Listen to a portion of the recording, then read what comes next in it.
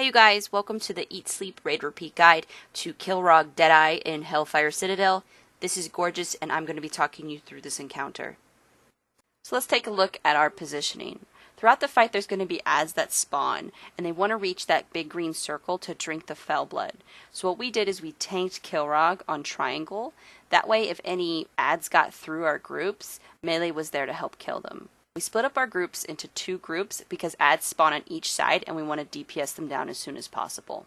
These adds are called bloodthirsters. There's going to be one that spawns on each side of the room throughout the fight. DPS wants to turn towards them and kill them as fast as possible. This is a non-tankable and non-stunnable add, although you can knock it back, slow it, root it, and death grip it to make sure it does not reach that fell blood. If it does reach that fell blood, it's going to transform into another add called the Hulking Terror. Now, the Hulking Terror needs to be tanked away from the raid, also facing away because it's going to do strikes that are a cone effect and can hit the rest of the melee. Now, the melee need to make sure that they're interrupting the Hulking Terror because he's going to cast Rending Howl, which actually, it does hurt quite a bit. So we needed to have a rotation to make sure that we're interrupting that. When the Hulking Terror does die, it's going to explode with fell blood and DPS anything that's around it. So you want to make sure that as it dies, you step away from it.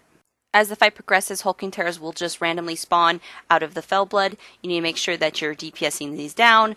You never ever want to have two. If you have two, that Rending Howl is just going to be too much to interrupt and it's going to kill your raid. Alright, the next mechanic we're going to talk about is called Heart Seeker. This is going to choose somebody in the raid. This person needs to run away from everybody because he's going to throw this green beam at them. He throws it, it hits them, it spawns a globule that people need to kill. If they do not kill this globule in time, it's going to trek towards Killrogg. If it hits Killrogg, it's going to do raid-wide damage. Now, if the person does not run out of the raid, the beam is going to hit more than one person and it's going to cause more than one globule to spawn. So we made sure that our red marker was really far away so that the globule had a longer time to travel. We also made sure that the globule traveled in between our two groups. That way each group had a chance to DPS down this globule. One thing to note is that when these globules do hit a player in the back of the room, they will leave this big red splotch in the ground that if the player stands in, they will take damage from. So as players go throughout the fight dropping that red splotch in the ground, they do need to stagger it in the back of the room. Okay, so the next ability we're going to talk about is called Death Throws. This is where Killrogg's going to throw little green blobs at you and you have to run away from him. The closer you are to him, the more damage these blobs do.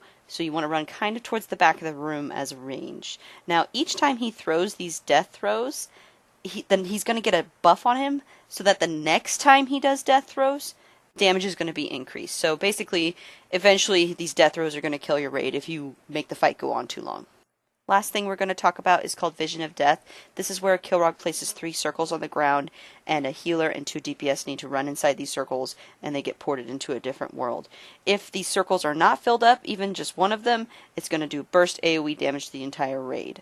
These circles will spawn in the direction that Killrogg is facing. So we had 2 groups designated to go in.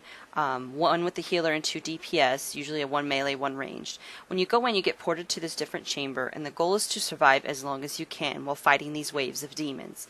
There's 3 different demons, and they each do different things, including a frontal cone, and they leave fire on the ground, and you basically, the more you kill, you get this buff on you that either increases damage done or increases healing done, and it stacks up to 20. You can last a total of up to 1 minute.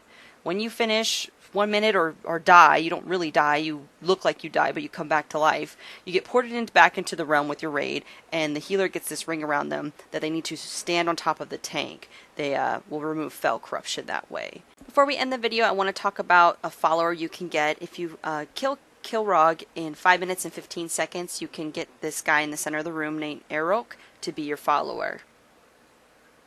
Thank you so much for watching this guide. This is Gorgeous, and I hope you have fun with the fight.